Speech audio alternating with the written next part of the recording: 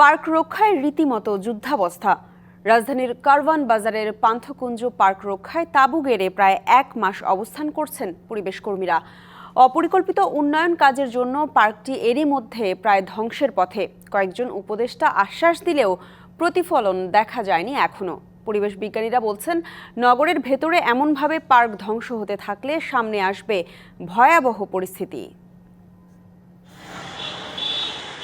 সারি সারি এমন তাঁবু দেখে অনেকেই ভাববেন হয়তো কোনো পর্যটক দল, কিন্তু বাস্তবতা হলো এরা সবাই পরিবেশকর্মী।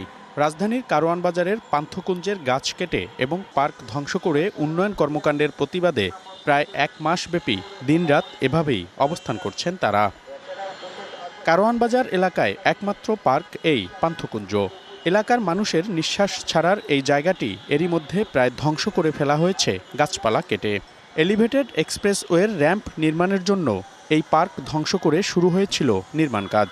পরে পরিবেশ কর্মী এবং স্থানীয়দের প্রতিবাদে বন্ধ রাখা হয়েছে কাজ। এক্সারসাইজ করবে, সকালে বিকালে বাচ্চাদের নিয়ে এসে খেলবে, কনক্রিটের ভিতরে বন্দী হয়ে আছে মানুষ। নিঃশ্বাস নেওয়ার যে জায়গাটা, এটা অবশিষ্ট থাক, মানে এটা বেঁচে থাকুক আর কি।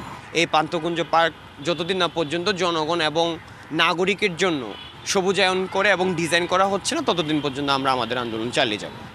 সানবিট সব দিবে সামাল। সানবিট ম্যাজিক প্রেস ডিশওয়াশিং এর মাথা ঘোরানো সলিউশন।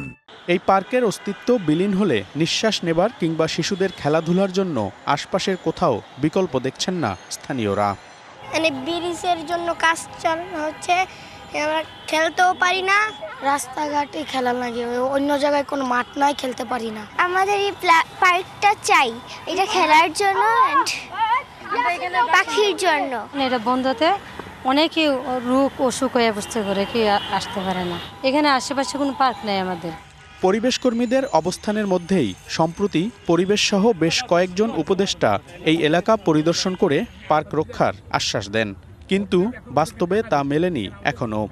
এলাকাবাসীর দাবি, আমাদের তরুণ পরিবেশ কর্মীদের দাবি যে এই পান্থকুঞ্জ অবিলম্বে অবমুক্ত করে এখানে আবার সবুজ ফিরিয়ে আনা হোক। বিগত 5-6 মাস ধরে সরকার ক্ষমতায় এসে পড়েছে, এখন কিন্তু পুনর্মূল্যায়ন করার হচ্ছে উপযুক্ত সময়। পরিবেশ বিজ্ঞানীরা বলছেন, উন্নয়নের নামে এভাবে পার্ক ধ্বংস হলে সামনে ভয়াবহ পরিস্থিতি হবে রাজধানীর।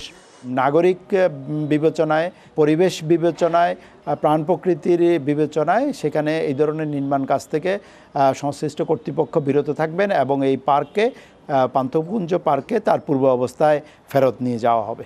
পান্থকুঞ্জ রক্ষা না হওয়া পর্যন্ত অবস্থান কর্মসূচির আন্দোলন চালিয়ে যাবে বলে জানিয়েছেন পরিবেশ কর্মীরা। মনিরুল সোহাগ, ডিবিসি নিউজ, ঢাকা।